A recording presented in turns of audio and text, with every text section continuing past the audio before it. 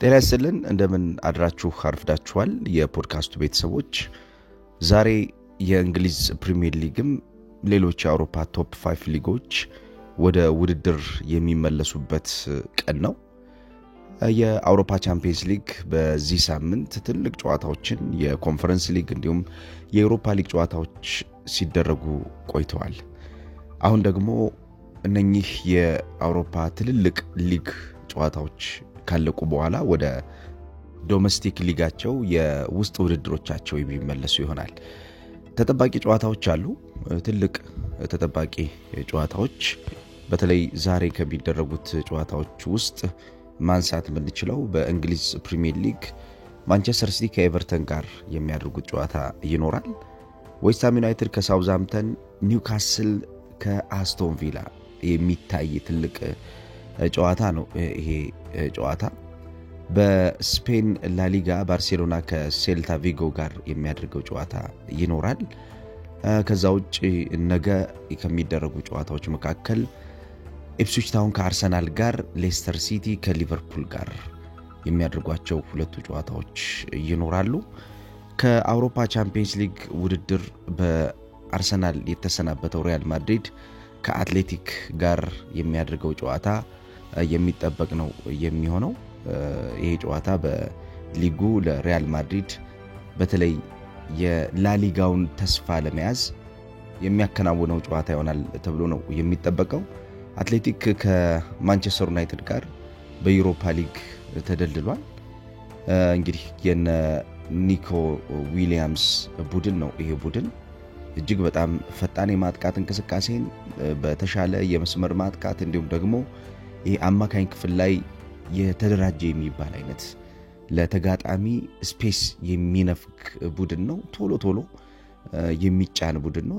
ቶሎ የአጫወት ቅርጽን ቡድን እንዳያገኝ መልሶ እንዳያገኝና የማሰቢያ ጊዜ እንዳይፈጠር እነኚህን ነገሮች የሚያሳጣ አይነት ቡድን ነው። በፍጥነት የሚያጠቃ በፍጥነት ነገሮችን ቴምፖአቸውን የሚቆጣጠር ቡድን ነው አትሌቲክ። ስለዚህ ተጠባቂ ጨዋታ ነው የሚደረገው ማለት ነው ከሪያል ማድሪድ ጋር። ከአርሰናሉ ሽንፈት በኋላ እንዴት ቶሎ ሪስፖንድ ያደርጋል? በተለይ ለሪያል ማድሪድ በጣም ወሳኝ የሚባለው እንዴት ሪስፖንድ አድርጎ እንዴት ምላሽ ሰጥቶ ወደ ቀጣዩ ፌዝ ኦፍ ትራንዚሽን ይመጣል የሚለው ነገር እንዲጠበቅ የሚያደርገው ነው የሚሆነው። ስለዚህ የጨዋታ ውጤቶቹን እየተከታተልን ወደ እናንተ የምናደርሳቸው ይሆናል። ዛሬ ግን ቆይታ የምናደርገው አንድ ታሪክ ላይ ነው። በተለይ በእግር ኳስ ተጫዋቾች ህይወት ውስጥ የእግር ኳስ ተጫዋቾች ተጫዋች መሆን ብቻ ሙሉ አያደርጋቸው። እነኚህ ኳስ ተጫዋቾች በተለይ የግል ህይወታቸውን ማስተካከል የሚችሉበትና በግል ህይወታቸው ውስጥ የሚያመጡት ሰው ምንነት ለነሱ ረጅም ጊዜ መጫወት፣ ለነሱ ከሚዲያ ጋር ላላቸው ግንኙነት፣ ከቡድን ጓደኞቻቸው ከቡድኖቻቸው ጋር ላላቸው ጤነኛ የሆነ ምንነት ወሳኙ ነገር ነው።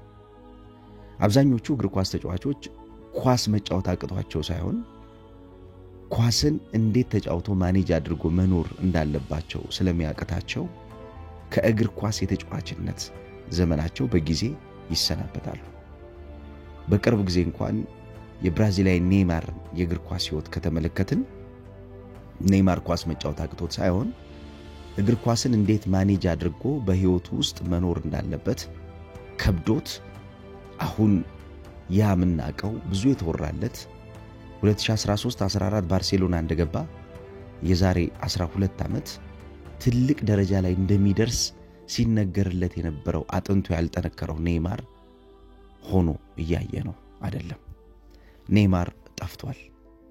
ብዙ እግር ኳስ ተጫዋቾች በዚህ መንገድ ጠፍተዋል። የግል ህይወታቸው አጠፍቷቸዋል። ማንነታቸውን መቆጣጠር ሳይችሉ ቀርተው አየር ላይ ቀርተዋል።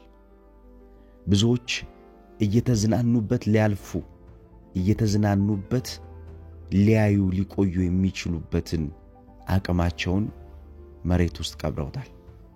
ታዲያ ለምን እግር ኳስ ጨዋታ ለምንድነው በዚህ መንገድ በዚህ ሁኔታ በዚህ አካሄድ አቅም ያላቸውን ተጫዋቾች የሚያጠፋው ብለን ከጠየቅን ከእግር ኳስ ጨዋታ ውጪ ያለው ህይወታቸው እነሱ መቆጣጠር አለመቻላቸው እነሱ በዛ ሲስተም ውስጥ መጥፋታቸው እንደሆነ ይገባናል። ዛሬ የምነግራችሁ አንድ ታሪክ በእግር ኳስ ሕይወቱ እንዴት የተሻለ ኳስ ተጫዋች እንዲሆን የግል ሕይወቱ እንዳገዘው የሚያሳይ ነው። ይሄ ተጫዋች በአርሰናል እግር ኳስ ቡድን ውስጥ አሁን ትልቁ ተጫዋች ነው። በተለይ በአውሮፓ ቻምፒየንስ ሊግ ሪያል ማድሪድን በደርሶ መልስ ጨዋታ አሸንፈው ከውድድር ውጭ ሲያደርጉት የዚህ ተጫዋች ሚና እጅጉን ያደገ የሚባል ነበር። ይህን ተጫዋች አርሰናል ለምን እንዳስፈረመው ለምን የግሉ እንዳደረገው የሚያሳይ ፐርፎርማንስ ነበር የተመለከትነው። ዴክለን ራይስ በአርሰናል እና በሪያል ማድሪድ በሁለተኛው ጨዋታ መጀመሪያው ጨዋታ ላይ 2 ጎሎችን አስቆጥሯል ከቆሙ ኳሶች። የመጀመሪያው ጨዋታ ላይ 47 ንክኪዎችን አድርጓል። 28 ፓሶችን ፈጽሞ ከነዚህ ውስጥ 27ቱ የተሳኩለት ፓሶች ነበሩ።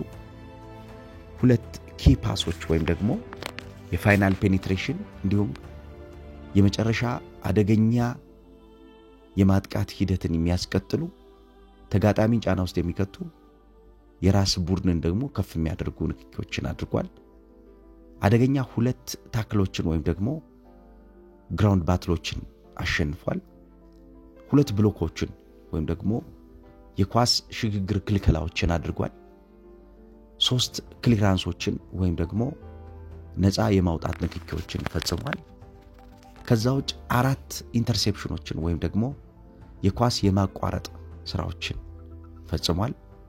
ከዛ በላይ አርሰናል በሪያል ማድሪዱ ጨዋታ በጣም ወሳኝ የነበረበትና ወደ ጨዋታው እንቅስቃሴ ተመልሶ እንዲገባ ከሚያግዙ ሮቴሽን ኦፍ ዘ ቦል ወይም ደግሞ ኳስን መልሶ የማግኘት ሁኔታዎች ውስጥ ወሳኝ የሆነውን ቦል ሪከቨሪዎች 5 ቦል ሪከቨሪዎችን ፈጽሟል። እንዲሁም የመሬት ለመሬት የአሸናፊነት ንክኪዎችን በማድረግ 3 ግራውንድ ዱዌሎችን ማከናወን ችሏል። ይሄ የሱ ፐርፎርማንስ የቻምፒየንስ ሊጉ የአርሰናል በጣም ቁልፉ ሚና ነበር። በተለይ በሚኬል አርቴታ የጨዋታ ታክቲክ ውስጥ እንደምታውቁት የሚጀምረው በ4 የተከላካይ መስመር ተጫዋቾች ቢሆንም ይሄ የ4 ተከላካይ አቋቋም ሉዊስ ኬሊን ወደ አማካኝ ተጫዋችነት ስለሚያመጣው ወደ 3 የተከላካይ መስመር አቋቋም ይመጣል ማለት ነው። እነኚህ አማካኝን የሚቀላቀሉት ተከላካዮች ዴክለን ራይስን ከወገብ በላይ ያለውን የሜዳ ክፍል ሁሉንም የሳር ክፍሎች እንዲረግጥ የሚያደርግ ነው። ሂት ማፑን ብትመለከቱት ዴክለን ራይስ የማይረግጠው የሜዳ ክፍል የለም። አብዛኞቹም ክፍሎች ይረግጣቸዋል። ይሄ እሱን ሞር በዚህ የአርሰናል እንቅስቃሴ ሚና ውስጥ ኢነርጂን፣ ቆሞ ማሰብን፣ ሮጦ የሚፈለጉ አደገኛ የሆኑ ስራዎችን መስራትን፣ የመጨረሻ የሳጥን ፔኔትሬሽኖችን ማድረግን፣ የተጋጣሚ ቡድንን የመጨረሻ የተቃራኒ ዞን ፔኔትሬሽን መገደብን፣ እነዚህን ሁሉ ነገሮች ማድረግ የሚችል ተጫዋች እንዲሆን ያደርገዋል ዴክለን ራይስ በመልሱም ጨዋታ ሳንቲያጎ በርናባው ላይ በነበረው ጨዋታ ያደረጋቸው አፈጻጸሞቹ የሜዳ ላይ አፈጻጸሞቹ ቅድም ካነሳሁት ቁጥር የተለየ አይደለም። 49 ተቾች፣ ወደ 25 የሚጠጉ ፓሶችን፣ 2 ኪ ፓሶችን፣ ታክሎችን፣ ብሎኮችን፣ ክሊራንሶችን፣ ኢንተርሴፕሽኖችን በሙሉ ሲፈጽም የተለየው ተጫዋች እንዲሆን አድርጎታል። ይሄንን ግን ዴክለን ራይስ እንዴት ነው ያደረገው ከተባለ በትሬኒንግ ብቻ ባመጣው ነገር አይደለም። በሱ ህይወት ውስጥ ቁልፍ ሚና ያላት የልጅነት ጓደኛው ለሱ አሁናዊ ማንነቱ ለሱ አሁናዊ ስኬቱ ትልቅ አስተዋጽኦ ያላት ሴት እንደሆነች ዴክለን ራይስ በተደጋጋሚ ይናገራል። ይህች ሴት ማነች የሚለውን በደንብ የምንመለከት ይሆናል። ጊዜው ሁለቱ ገና የሃይስኩል ተማሪዎች እያሉ ነው። በወቅቱ የ17 ዓመት የሃይስኩል ተማሪ ነበሩ። የሎረን ፍሬር እና የዴክለን ራይስ ግንኙነት የጀመረው ያኔ ነው። ሁለቱም ትምህርትን ተምረው የተሻለ ትልቅ ቦታ ላይ መድረስን የሚያስቡበት ሰዓት። ዴክለን ራይስ ግን በወቅቱ እግር ኳስ ጨዋታን ይፈልግ ስለነበረ በህይወቱ ውስጥ አንዱ የማንነቱ ክፍል ማድረግ ስለሚፈልግ ያልተዘዋወረበት ክለብ የለም። ያሁኑ የማንቸስተር ዩናይትድ የመስመር አማካኝ የሆነው ሜሰን ማውንት በቼልሲ አብሮት ተጫውቷል። በወቅቱ ሎረን ፍሬር እና ዴክለን ራይስ ተዋውቀው ግንኙነታቸው እየጠበቀ ሲመጣ ዴክለን ራይስ ለሎረን ፍሬር በተደጋጋሚ የሚናገራት ነገር እንደነበረ ታስታውሳለች። ትልቅ ተጫዋች የመሆን ፍላጎት፣ እንግሊዝን ወይም ደግሞ አየርላንድን የቤተሰቦቹን በትልቅ መድረኮች የመወከል በክለብ ደረጃ የተሳካለት ተጫዋች መሆን፣ የሚያደንቀውን የጆ ኮልን እግርና ፈለግ መከተል እንደሚፈልግ ትናገር ነበር። በአንድ ወቅት በተሰራ ፕሮግራም ዴክለን ራይስ በራሱ አንደበት እንደተናገረው የእንግሊዝ የወደፊት የብሔራዊ ቡድን ወሳኝ ተጫዋች የሚሆንበት እድሉ ካለ የጆ ኮልን ፈለግ መከተልና ጆ ኮል በእንግሊዝ እግር ኳስ የሰራውን ነገር እሱ እንደገና ደግሞ የመጻፍ ፍላጎት እንዳለው ተናግሮ ነበር። ይህ ነገር ግን እንዲሁ በቀላሉ እንደማይሆን ዴክለን ራይስ ያውቃል። በእግር ኳስ ከእግር ኳስ ውጭና በእግር ኳስ ውስጥ ያሉ ነገሮች በጣም ወሳኝ ናቸው። እነዚህን ነገሮች ሚዛን የማይጠብቁ ተጫዋቾች እግር ኳስ ተጫዋች ሆነው በስኬት የመቀጠል እድላቸው ዝቅተኛ ነው። ይህንን ለማድረግ ደግሞ ሎረን ፍሬር ቃል የገባች ሴት ሆና አጠገቡ መጣች። ብዙ ጊዜ ቁጭ ብለን እናወራለን። እሱ ብዙ ነገሮችን ማሳካት የሚፈልግ ትልቅ ፍላጎት ያለው ትልቅ ራዕይ ያለው ወጣት ነበር። ያን የማገዝ ግዴታ ደግሞ የኔ ነው። እሱ የሚፈልገው ቦታ እንዲደርስ እኔ ከኋላ ሆኜ ማገዝ አለብኝ። ከሱ ጋር የሱ ሐሳብ ተቃራኒ ከሆንኩ እሱ የሚደርስበት ቦታ ላይ እንደማላደርሰውና የኛም ግንኙነት እንደማይቀጥል አውቃለሁ። ግንኙነታችን እንዲቀጥል ከመፈለግ የመነጨ ብቻ ሳይሆን እሱን መርዳት የኔ ፍላጎት ስለነበረ በብዙ መንገድ እረዳዋለሁ። የሚስተካከሉ ነገሮችን እንዲያስተካክል፣ ማድረግ የሚገባቸውን ነገሮች እንዲያደርግ፣ ማድረግ የማይገባውን ነገር እንዳያደርግ እንዲሁ እግዘው ነበር። ያ ደግሞ በፈጣሪ ታግዞ አሁን ያለንበት ደረጃ ላይ ደርሰናል ትላለች ሎረን ፍሬር። ሎረን ፍሬር በዚህ ሳምንት አርሰናል ከሪያል ማድሪድ ጋር ባደረጉት ጨዋታ በሳንቲያጎ ቤርናባው ተገኝታ ባለቤቷን የልጅነት ፍቅሯን ጓደኛዋን ዴክለን ራይስን አበረታታው ነበር። ከጨዋታው በፊት ምን እንዳወሩ ጋዜጠኞች ሲጠይቋት ስለ ጨዋታው ብቻ እንዲያስብ ነበር የነገርኩት ትላለች። ስለ ጨዋታው ብቻ እንዲያስብ ነበር የነገርኩት። ጨዋታውን የመጀመሪያውን ፉክክራቸውን በጥሩ ስላጠናቀቁ ሁለተኛው ጨዋታ ሰዎች እንዳሉት እንደማይከብድ ነግሬው ነበር። የሆነውም ነገር ያ ነው። አብዛኛውን ጊዜ ያለንበት ዓለም ነገሮችን ማጋነን የሚፈልግበት ዓለም ነው። በዛ ስሜት ውስጥ ባለቤቴ እንዲቆይ አልፈለኩም። እሱም በአእምሮ ጠንካራ ነው። ሁሌም ቢሆን አጠገቦኝ ያግዘዋለሁ። የማግዘው ደግሞ ማገዝ ስላለብኝ ነው። ምክንያቱም የሱ ስኬት የኔ ስኬት ነው። ከልጅነታችን ጀምሮ የመጣንበት ዓላማ ነበር። ያን ዓላማ አጠገቡ ሆኜ እንዲያሳካ ማገዝ ነበረብኝ። በሄደበት ቦታ ሁሉ የምችለውን ያክል አግዘዋለሁ። በዚህም ጨዋታ ያደረኩት ነገር ይሄን ነው፣ የተለየ ነገር አልነበረውም ትላለች። እንግዲህ የሎረን ፍሬር በዴክለን ራይስ ሕይወት ውስጥ ያላት ሚና በጣም ከፍ ያለ መሆኑ ዴክለን ራይስ በእግር ኳስ ሕይወቱ የተረጋጋ የተሻለ የሚያስብ በሜዳ ላይ ሁሌም ቢሆን ቶፕ ፐርፎርመር ወይም ደግሞ በትልቅ ደረጃ ላይ ሁሌም ቢሆን እየተጫወተ ጨዋታን የሚያጠናቅቅ ተጫዋች እንዲሆን አግዘዋለች።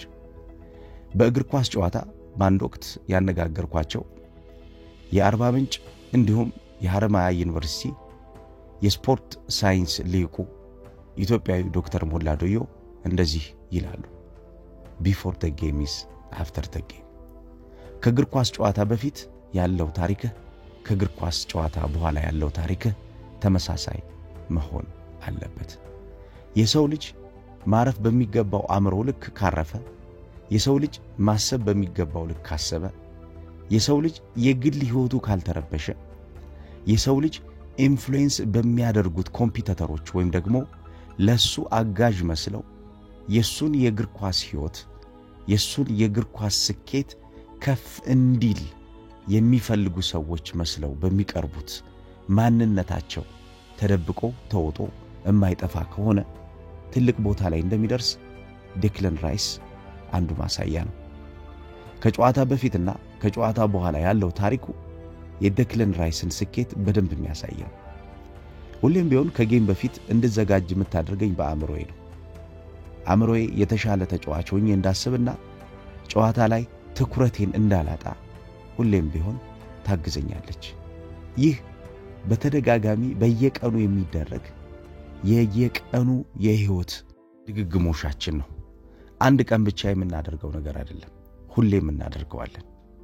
ነገሮችን ሁሌም ማድረግ ደግሞ ልማድ ይሆናል። በልማድ ውስጥ ደግሞ የተሻለ ነገር ታገኛለህ። የኛ ልማድ ከጌም በፊትና ከጌም በኋላ የሚደጋገም ነው ይላል ዴክለን ራይስ። ስለ ባለቤቱ ሎረን ፍሬር ተደጋጋሚ አውርቶ የማይጨርሰው ዴክለን ራይስ በአንድ ወቅት ትልልቅ የመገናኛ ብዙሃን ስለሷ ውፍረት፣ ስለሷ ማንነት ጽፈው ፎቶ ለጥፈው ያወጡትን ዘገባ በተመለከተ ጋዜጠኞች ሲጠይቁት የመለሰው አንድ አጭር መልስ ነበር። ለኔ የዓለማችን ምርጧ ቆንጆ እሷ ነች ነበር ያለው ዴክለን ራይስ። አዎ እነሱ ያነሱት ፎቶ ወደኔ ሲያመጡት ያ ፎቶ ከዓለም ሁሉ ከሚታዩ ሴቶች ቆንጆ ፎቶ እንደሆነ አውቃለሁ ነበር ያለው ዴክለን ራይስ። ዴክለን ራይስ ስለራሱ ያለው እምነት ከፍተኛ ነው። በተለይ በእግር ኳስ የሚፈጠሩ ነገሮችን ለማሸነፍ የሚሄድበት እልሁ የሱ ትልቁ መሳሪያው ነው። በአርሰናልና የሪያል ማድሪድ ጨዋታ ወቅት አስተውላችሁት ከሆነ ከቶማስ ፓርቴ ጋር የገባው ውዝግብ ለዚህ አንዱ ማሳያ ነበር። ቶማስ ፓርቴ ሁለተኛ የቢጫ ካርድ ተመልክቶ በግማሽ ፍጻሜ የመጀመሪያ ዙር ጨዋታ ከፓሪስ ሴን ጀርሜን ጋር በሚያደርጉት ፉክክር እንደማይሳተፍ ያወቀው ዴክለን ራይስ እጁን እያነሳ እጁን እየጎነተለ ለምን ይሄን አደረክ፣ ለምን ይሄን ፈጸምክ እያለ ሲወተውተው ይታያል። ይሄ ለቡድን ጓደኛው ለክለቡ ያለውን ትልቅነት የሚያሳይ ነው። ሎረን ፍሬር ስለዚህ ጉዳይ ስታወራ በተለይም ስለ አሸናፊነቱና ስለ ስራው ወዳድነቱ ስትገልጽ እንዲህ ነው የምትለው። ዴክለን ራይስ ስራውን እጅግ በጣም የሚወድ ሰው ነው። ዲሲፕሊንድ ነው። ስነ ምግባሩን ጠብቆ ይሰራል። የሚጠበቅበትን በተደጋጋሚ ያደርጋል። ይሄ አሁን ላለው የሱ ስኬት ትልቅና አጋዥ እንደሆነ ይታወቃል። ዴክለን ራይስ ሁሌም ቢሆን በአንድ ነገር ውስጥ መቆየት ነው የሚፈልገው። እኔ ከልጅነታችን ጀምሮ ሳውቀው ዴክለን ራይስ አንድ ነገር ማሳካት ካለበት ያን ነገር ለማሳካት ራሱን ሁሉ ይሰጣል። ሁሌም ቢሆን ደግሞ አግዘዋለሁ፣ ምክንያቱም የሱ ስኬት የኔ ስኬት ስለሆነ። እስከ መጨረሻው ሁሉንም ነገር አድርጎ ያ ያሰበውን ነገር ማድረግ የሱ ስራ ነው ነበር ያለችው ሎረን ፍሬር። ዴክለን ራይስ እልህኛ ነው። እልሁ ደግሞ የማሸነፍ ነው። መሸነፍን የማይወድ ሁሌም ቢሆን በሜዳ ላይ አሸናፊ መሆንና የሜዳው ዋነኛው ተዋናይ ሆኖ መቀጠልን ይፈልጋል። በሁለቱ የሩብ ፍጻሜ ጨዋታዎች ካስተዋላችሁት ዴክለን ራይስ በአርሰናል ወሳኙ ተጫዋች ነበር። ሚኬል አርቴታ ይህንን የሱን የማሸነፍ ፍላጎትና ቡድኑ የተሻለ ውጤት እንዲያገኝ የሚፈልግ ተጫዋች መሆኑ ስለገባው ነፃነቱን ሰጥቶታል። የአታኪንግ ሊሚቴሽኑን አንስቶለታል። የማጥቃት ገደቡን በማንሳቱ ደግሞ የተሻለ የአርሰናል የሜዳ ላይ እንቅስቃሴን በጥሩ ሁኔታ ፐርፎርም እንዲያደርግ አግዞታል። ለዚህም ነው አሰልጣኙ ሚኬል አርቴታ ስለ ዴክለን ራይስ ሲጠየቅ አንድ አጭር መልስ የተናገረው። ዴክለን ራይስ የጨዋታው አረጋጊ ነበር ያለው። እውነትም ጨዋታውን በማረጋጋትና ጨዋታውን የተሻለ ውጤታማ ሆነው እንዲያጠናቅቁ በማገዝ ዴክለን ራይስ ሚና የሚናቅ አይደለም። ዴክለን ራይስ ይህንን ጨዋታ በተሻለ እንዲጨርሱ ትልቁን ስራ ሰርቷል። ከፍተኛውን የሜዳውን የማጥቃትና የመከላከል ስራ ሲወጣ የነበረው እሱ ነበር። ለዚህም ነው የዴክለን ራይስ በአርሰናል ቡድን ውስጥ ያለው አስፈላጊነት በግልጽ የሚታየው። ሁሌም ቢሆን በየቀኑ በየጨዋታዎቹ ጥሩ ፐርፎርም የሚያደርገው ዴክለን ራይስ ግን እንዲሁ በቀላሉ ፐርፎርም አላደረገም። አጠገቡ የምትገኘው ባለቤቱ ሎረን ፍሬር ስለምታግዘውና እሷ በህይወት ውስጥ ስላለች ያመጣው ስኬት ነው። እኔ ያለሷ መቆም አልችልም። የተሻልኩ ሰው እንደሆነ ያገዘችኝ እሷ ነች። የ17 ዓመት ልጅ እያለን ጀምሮ አብረን በህይወታችን ውስጥ ዘልቀናል። ይሄ ደግሞ ሙሉ ሰው እንደሆን አግዞኛል። አሁን 9ኛ ዓመታችን ነው። በ9 ዓመት የህይወት ጉዟችን ውስጥ ብዙ ነገሮችን አሳክተናል። ወደፊት ብዙ ነገሮችን እናሳካለን ይላል ዴክለን ራይስ። ዴክለን ራይስ ስለ ሎረን ፍሬር ሲያወራ ይህን ነገር ይናገራል። ሎረን ቅናተኛ ነች። ቅናቷ ግን እኔን ከመውደዷ የመጣ ነው። አስታውሳለሁ በአንድ አጋጣሚ ከሜሰን ማውንት ጋር ጓደኞች ስለሆን በተደጋጋሚ በመንገናኝበት ሰዓት ብዙ ቁጭ ብለን እናወራለን። ሰላምታችን፣ መጨባበጣችን፣ መተቃቀፋችንም እንዲሁ የተለየ ነው። እናም አንዴ ወደ ቤት ሲሄድ እንዲያለችኝ እሱን ከኔ የበለጠ ተወደዋለህ አይደል አለችኝ። ነገር ግን እሷን የበለጠ እንደምወዳት ነገርኳት። ፈገግ አለች። በፈገግታዋ ውስጥ ግን ያየሁት ምንድነው? እሷ ምን ያክል እኔ እንደምትወደኝና የሷ ብቻ ሆኜ እንድቆይ እንደምትፈልግ ነው ይላል ዴክለን ራይስ። በግል ህይወትህ የምታሳካው እርጋታ፣ በግል ህይወትህ የምታገኘው እገዛ የእግር ኳስ ህይወትን ወይንም ደግሞ ያለህበትን ሙያ የመጠበቅ አቅሙ ከፍተኛ ነው። የዴክለን ራይስ የእግር ኳስ ህይወት እንደዚህ ስኬታማ እንዲሆን የተሻለ ኳስ ተጫዋች እንዲሆን ሚስቱ ሎረን ፍሬር ላለፉት 9 ዓመታት ለፍታለች። ላለፉት 9 ዓመታት ገንብተዋለች። ዴክለን ራይስ የአርሰናል የአማካኝ ክፍል ሞተር ሆኖ ቀጥሏል። ስለነበረን ቆይታ ከልብ አመሰግናለሁ። መኳንንት በርሄ ነኝ። ሌሎች እንደዚህ አይነት ፕሮዳክሽኖችና ታክቲካዊ ትንታኔዎች እንዲሁም የጨዋታ ቅድመ ትንታኔዎች ወደ እናንተ እንዲደርሱ የደወል ምልክቱንና ኖቲፊኬሽኑን በመጫን ማግኘት ትችላላችሁ። ላልደረሳቸው ሼር አድርጉ። ጥሩ ቀን ይሁንላችሁ።